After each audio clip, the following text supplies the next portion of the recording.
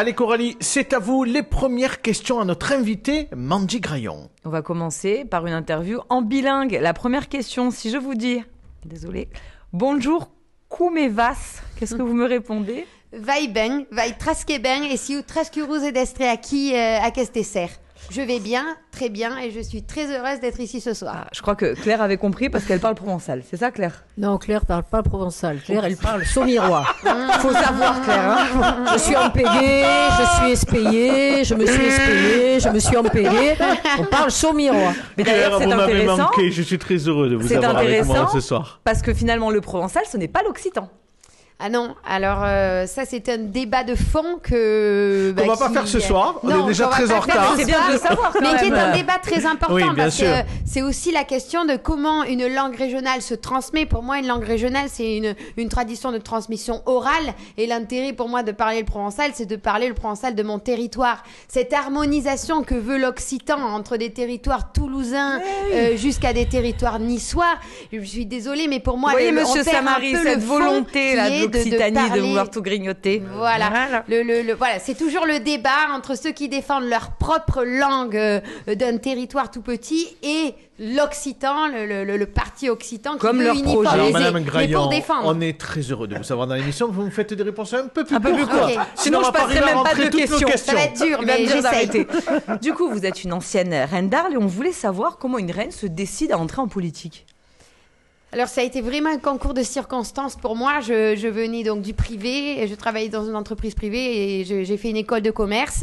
Et dans le cadre de mes fonctions de reine d'Arles, pendant la campagne des régionales, j'ai rencontré Christian Estrosi qui, une fois qu'il a été élu à la tête de la région, m'a proposé de rejoindre son cabinet. Donc c'est vraiment un hasard de vie, une perche que j'ai saisie un jour dans ma vie et j'ai complètement changé de parcours de vie. C'est comme ça que je me suis lancée en politique, d'abord au cabinet de Christian Estrosi, puis de Renaud Muselier, et ensuite je suis passée de l'autre côté de la barrière en étant avec Patrick de Carolis. Et vous n'êtes élu à pas la ville. étiquetée politiquement, ni Non. LR, ni Renaissance. Jamais eu de carte politique. Puisque d'abord j'étais collab et avant d'entrer au cabinet de Renaud, j'avais même jamais été dans des jeunes partis politiques. Vous êtes quand comme même certains de plutôt mes à copains. droite. Vous êtes quand même plutôt à droite. Je suis plutôt à droite, ça on va pas se le cacher. Comment vous, ancienne reine d'Arles, vous défendez les traditions dans le cadre de vos mandats électoraux? Alors j'ai déjà la chance que le maire m'ait confié ses délégations à la ville d'Arles, mais aussi au département. Martine Vassal, la présidente du département des Bouches-du-Rhône, m'a confié cette délégation. Donc j'ai la chance d'avoir des marges de manœuvre budgétaires et humaines aujourd'hui pour pouvoir exister. Le musée en Arlatin, qui est le musée des traditions provençales, qui est situé à Arles, qui est un musée départemental, qui est un outil très important pour la transmission de la langue, mais aussi des us et coutumes. L'idée, c'est pas, je le dis souvent, c'est pas d'être des vieux santons poussiéreux renfermés sur on leur va parler des tradition. santons. Allez-y. Voilà. Mais l'idée, c'est de mener une politique qui soit ouverte, qui montre qu'on peut habiter sur un territoire, arriver sur un territoire et s'ouvrir aux coutumes. Pour Parce moi, que- l'élevage extensif en Camargue, ça fait partie de l'art de vivre en Camargue et on doit aussi le défendre et on doit être ouvert à tous. Parce que ce qui est intéressant en fait en vous recevant aujourd'hui, Objectif Gare Arles, c'est qu'on peut faire aussi l'écho avec ce qui se passe dans notre département. Et vous qui êtes une gardienne des traditions, vous voulez savoir qu'est-ce que vous pensez d'installer une crèche provençale dans une mairie? Alors, c'est un débat compliqué. J'ai été plusieurs fois amenée à défendre le fait que dans le hall du conseil départemental des Bouches-du-Rhône, on a installé une crèche et je sais que j'ai parfois en face de moi des gens qui ont une réaction un peu viscérale. Pour moi, c'est la mise en valeur d'un artisanat. Personne avant n'a tout. déposé de recours. Non, dans le hall. personne n'a déposé de recours, mais on sait que ça peut toujours arriver. Il faut vraiment regarder que c'est un artisanat. Nous, on est dans les Bouches-du-Rhône. À Aubagne, c'est la naissance du santon. C'est je veux dire, plus de 100 ans d'histoire de santon. C'est ça qu'on vient valoriser. On vient pas mettre en avant une tradition catholique, sinon vous arrêtez Après, la tournée scène des de la chants de Noël. nativité, le fait qu'on met le petit Jésus dans le 25, il y a une Oui, tradition mais catholique. par exemple, quand on appelle la tournée de Noël, quand on fait le repas de Noël, quand on donne le colis de Noël aux personnes âgées, ben il y a Noël. Oui, Noël, mais c'est pas la dans l'espace nativité. public en fait. Donc moi, c'est pas dans l'espace public. Ah ben oui, du mais coup, c'est vous- payé par l'argent public. Donc on peut pas dire tendre la main d'un côté et dire non de l'autre. Pour moi, l'argent public, soit on dit oui, il peut servir à financer des traditions et donc des traditions de Noël. Et dans ce cas, on n'est pas choqué qu'il y ait une crèche dans une collectivité publique. Sinon, oui, non, mais dans on le est colis, il n'y a pas schizophrène. le petit Jésus. Enfin, il n'y a pas une notion religieuse. C'est Ah ben ça en si, soi. dans le mot Noël, il y a une notion religieuse. Allez, on parle Dans de le la mot sécurité, Pâques, il y a Coralie, une on notion avance. religieuse. Bon, en tout cas, vous êtes plutôt d'accord avec ce que fait le maire de Beaucaire. Moi, l'ancien ça ne me maire de choque Beaucaire. absolument pas. On va parler de vos délégations, notamment on a parlé de la sécurité, on a parlé du centre pénitentiaire d'Arles. Mais alors voilà, il y a une petite jalousie, une petite rivalité quand même entre Nîmes et Arles, puisqu'à l'époque, quand il y avait la signature des contrats de sécurité intégrés, vous avez eu un peu plus de policiers que nous. Et on voulait savoir, alors vous en avez parlé tout à l'heure, mais au niveau des résultats, est-ce que ça a apporté son lot de résultats ? On a eu plus de policiers aussi parce qu'on s'est engagé plus fort. Comme je disais tout à l'heure, on est arrivé à une PM qui était inexistante et on a embauché en 4 ans 40 policiers municipaux et encore 10 cette année pour porter notre effectif à 50. Donc, si le ministre a répondu en face en nous mettant aussi des policiers, c'est parce que c'était donnant-donnant. La vie, c'est donnant-donnant. Des villes qui veulent plus mettre de caméras de vidéoprotection, qui veulent plus de police municipale, ben, l'État en face ne va pas se battre tout seul. Mais ça a eu les effets escomptés pour vous? Ce qu'on vous a dit, vous avez des résultats. C'est la deuxième année consécutive qu'on a une baisse de la délinquance. Cette année, la délinquance générale, rien que sur cette année sur Arles, a baissé de près de 8%. La rénovation urbaine, Coralie. Oui, alors c'est rigolo parce que du coup ça encore un lien avec Nîmes, puisque c'est la société publique locale Agathe qui va conduire le projet. C'est dans le quartier du Barriol en centre-ville. Qu'est-ce que vous attendez en fait de cette rénovation urbaine? On attend de modifier complètement un quartier. C'était ces quartiers qui ont été créés il y a longtemps, quand le sujet qu'on a abordé tout à l'heure de la drogue n'existait pas forcément, en tout cas moins fort. Et donc, l'idée, c'est de réaménager un quartier, de remettre de la vie, de remettre du vert, de casser les endroits qui, aujourd'hui, sont devenus des coupe-gorges. Et par exemple, le centre commercial qui se trouve au cœur du quartier de Barriol, c'est sombre, c'est sale, c'est cassé. Et aujourd'hui, l'idée, c'est purement et simplement de le détruire et de mettre un parc paysager à la place, de remettre les commerces en pied d'immeuble pour redonner de la vie dans tout le quartier. Parce que le problème à Barriol, c'est pas forcément la vétusté des logements, mais par contre, c'est l'inadaptabilité complète du quartier aux circonstances actuelles. Et ouvrir le quartier, donner de l'air, c'est aussi pouvoir mieux le contrôler, pouvoir mieux y accéder, pouvoir tout simplement mieux y vivre. Coralie, je vous redonne la parole dans quelques instants. La parole à nos sociétaires. Brahim, je vous sens très attentif quand vous écoutez Mandy Graillon. Non, mais la pêche. Juste, je voulais savoir, elle disait qu'à un moment donné, elle n'était pas encartée, mais qu'elle se sentait un peu à droite. Je voulais savoir, qu'est-ce qu'elle pense, en fait, du ministre, du coup, qui a accepté de rentrer dans le gouvernement Bayrou, qui est plutôt centre, en sachant qu'on sait que M. Retailleau, je parlais du ministre de l'Intérieur, hein, donc, veut prendre la présidence du parti Les Républicains, ou du moins il candidate. Est-ce que vous êtes plutôt de la mouvance, en fait, Retailleau, qui en ce moment surfe un petit peu sur l'aile droite, voire extrême droite, ou plutôt politique Bayrou et macroniste? Moi, je pense moi, ma paroisse... Parce que j'ai du mal, justement, quand j'étais attentif...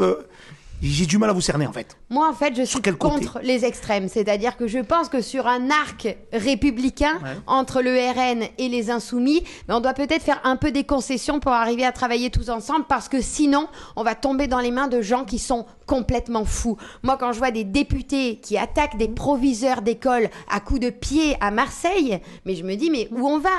En l'occurrence, Monsieur Delogu. Et pareil, de l'autre côté, les extrêmes, c'est jamais bon. Donc, Monsieur Retailleau, il est ministre de l'Intérieur, il a besoin de marquer son empreinte, etc. On tape beaucoup sur Monsieur Retailleau aujourd'hui. Ou même sur les Insoumis, de manière générale. Il faut faire très attention dans ça, parce que si on va essayer de gratter dans les affaires, vous voyez ce qui se passe là-bas du côté de Pau avec le Premier ministre, avec l'histoire, vous savez, sur les agressions qu'il y a eu, etc. Et non, mais ça n'a rien à voir. Ça n'a rien à voir. Ça n'a rien à voir. Ce ne sont pas les Insoumis. Ce ne sont pas... Non, mais ce que je veux dire, chaque fois, on tape sur les autres.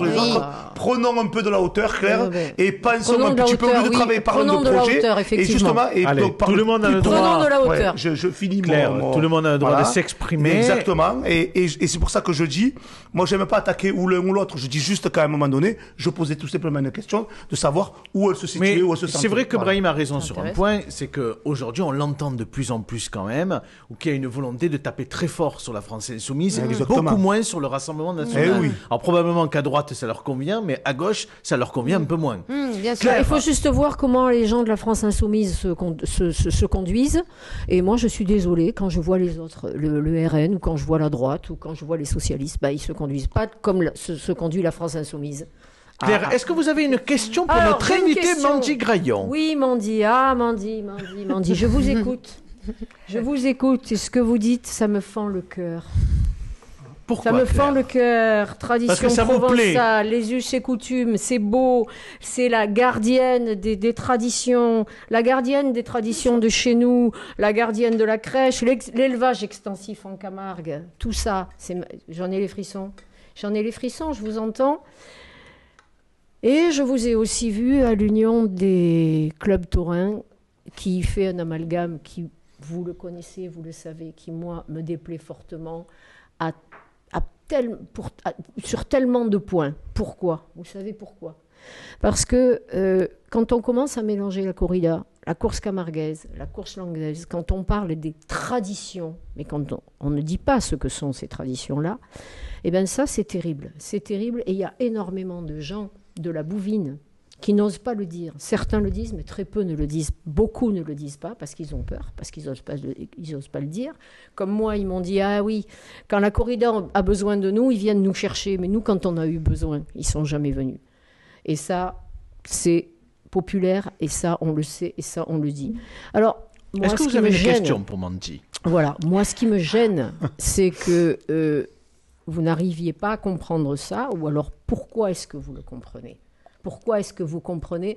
Pourquoi est-ce que vous ne comprenez pas, et je vais dire exactement ce que c'est, que le jour où la corrida va tomber, ceux d'en haut là, au-dessus d'Alès, qui connaissent rien, que moi je combats tous les jours. C'est mon quotidien. Quand on commence à me dire, oui, là, l'homme qui est en train, avec son crochet, d'abîmer le taureau, et tous les jours on fait de la pédagogie, et tous les jours on leur dit, ça n'a rien à voir, et tous les jours, et je me fais insulter, je me suis fait traiter de tout, je me suis fait traiter de collabo, mais il faut faire ce distinguo. Pourquoi est-ce que vous restez dans l'amalgame ? Pourquoi ? Alors, Mandy Graillon, on vous laisse répondre à Claire. Alors, pour moi, là, on a déjà débattu plusieurs fois. Oui, ensemble. on était chez Morandini en plateau là-dessus. On ne se rejoindra jamais sur cette question-là, parce que pour moi, la tauromachie espagnole, même si elle est moins ancienne sur notre territoire, c'est quand même une tradition. Il y a plus de 100 ans qu'il y a des corridas sur notre territoire, donc pardon de dire que quelque chose qui a lieu depuis plus de 100 ans sur un territoire, c'est une tradition. C'est aussi un enjeu économique sur notre territoire. L'élevage extensif en Camargue, c'est l'élevage de taureaux Camargue, mais c'est aussi l'élevage de taureaux de combat. Aussi, on a très nombreux éleveurs de taureaux de combat sur le territoire. Sans parler des retombées économiques aussi des férias à Arles, mais pas seulement. On parlait d'Istres, on parlait de Saint-Martin, on parlait de Tarascon, qui sont de Nîmes, qui sont des villes qui ont besoin de leur feria. Et une feria sans corrida, ça n'existe pas. Parce que ça n'a jamais été tenté. Ça n'a jamais été tenté. Mais ça n'a pas d'âme, parce que ce qui rassemble, ce qui nous fait vibrer dans les arènes, ce qu'on aime, c'est de se réunir autour du taureau, autour de cet art qui est la corrida. Pas d'accord. Non, mais il y a peut-être une question en terrible. tout cas, vous avez pu quand même partager un moment. Coralie, 2 dernières questions, on arrive vraiment au bout de l'émission. Mais une question rapide, parce que ce que soulève quand même Claire, ça peut être intéressant. Aujourd'hui, la corrida, c'est pas très expansif, il n'y a pas de nouveaux aficionados. Est-ce que vous n'avez pas le sentiment quand même que votre tradition, quelque part, elle est vouée à s'éteindre? Alors ça, c'est totalement faux. Moi, je vois des jeunes aux arènes. Je vois beaucoup de jeunes aux arènes. Les tandidos jeunes, que ce soit à Nîmes ou à Arles, sont complètement pleins. On fait des no-high billettes régulièrement dans nos arènes. Non. Alors, ces dernières années, il y a eu. Non, mais ça, c'est pas vrai. Ça fait partie de la propagande. On parlait tout à l'heure. Alors, les chiffres de la Provence sont faux. On va pas repartir, on est au bout. Les chiffres de la Provence sont faux. Il y a eu quand même des guichets fermés à Nîmes. Il y a quand même eu des corridas à guichets fermés à Nîmes. Continuent à remplir comme elles ont toujours rempli, et les petites corridas un peu moins. Mais quand on fait de la démagogie et qu'on met des photos où il n'y a pas grand monde dans les arènes, mais parce que c'est un petit spectacle comme on a toujours eu, moi ça je trouve que c'est de la désinformation. Mandy Graillon, Coralie a une toute dernière question. On va voir la mire dans 1 minute. Allez. La Maison de la vie associative, elle a exclu la Ligue des droits de l'homme en son sein. Quel regard vous portez sur cette situation et comment vous allez pouvoir trouver une porte de sortie ? Alors, vraiment, on a eu ce débat, ça a pris des ampleurs pas possibles, mais c'est quand même un débat qui les concerne. C'est-à-dire que la Maison de la vie associative est une association gérée par un conseil d'administration, un bureau et une présidente qui a pris à l'unanimité, en tout cas à la grande majorité, une décision d'exclure une autre association qui elle-même avait quand même intenter une action en justice contre la Maison de la Vie associative, je vais vous dire, ça concerne la vie de l'association. Pour vous, ça vous regarde pas, même si Mediapart, quand même, dans Mediapart, De Carolis devrait se poser en médiateur, mais pour vous, non, ça vous regarde pas. Le médiateur de la ville est à disposition, et on l'a dit et on l'a redit, mais seules les deux associations concernées peuvent saisir le médiateur, parce qu'aujourd'hui, c'est quand même l'une des deux qui a attaqué l'autre en justice. Donc moi, je ne suis ni d'un côté ni de l'autre, parce que j'estime que ça concerne pas la mairie, et qu'il y a quand même eu des élections en début d'année au sein de la MDVA, et l'équipe en place a quand même gagné tous les sièges qui étaient vacants. Donc à un moment, là aussi, j'en reviens au fait qu'on est dans une démocratie, que c'est une association, et qu'à partir du moment où elle respecte ses statuts, eh bien, elle gère sa vie seul, et qu'on n'a pas à s'ingérer. Imaginez si demain on s'ingérait dans la programmation du Festival du dessin ou des rencontres photos. Enfin là, pour moi, quand une mairie commence à s'ingérer dans la programmation et dans la vie d'une association, on ouvre la porte à des choses très graves. Merci Mandy Graillon d'avoir été avec nous. J'ai une toute dernière question. Je me fais le porte-parole des téléspectateurs, puisqu'on a bien évidemment l'émission en direct et des commentaires. Et la question, je vous la pose. Mandy Graillon, demain, future maire d'Arles, est-ce que ça pourrait arriver dans quelques années? C'est ce que j'étais en train de penser. Écoutez, moi j'ai mon territoire chevillé au corps. J'aime la Provence, mais pas seulement. J'aime aussi m'occuper des gens. J'aime le social. Je m'occupe, vous avez compris, beaucoup aussi des quartiers, des villages, des hameaux. Au département, je suis très investie. Le département, vous le savez, porte les politiques sociales. Donc, mais du coup, oui ou non? Moi, pour l'instant, je suis derrière le maire. J'ai pas d'autres ambitions. Je suis conseillère départementale, c'est bien suffisant. J'ai 35 ans, j'ai une petite fille de 2 ans. J'ai une vie de famille, et donc c'est pas dans mon immédiat. Par contre, je ferme pas la porte, parce que j'aime profondément mon territoire. On l'a bien compris ce soir. Merci Mandy Graillon d'avoir été avec nous, d'avoir joué le jeu, répondu à toutes nos questions. On était ravis en tout cas de vous avoir dans l'émission ce soir. Merci.